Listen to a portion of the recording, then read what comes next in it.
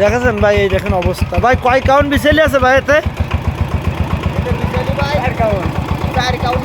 4 count বিছেলি। তারপরেও লোক একজন সামনে আর পিছনে আছে। আর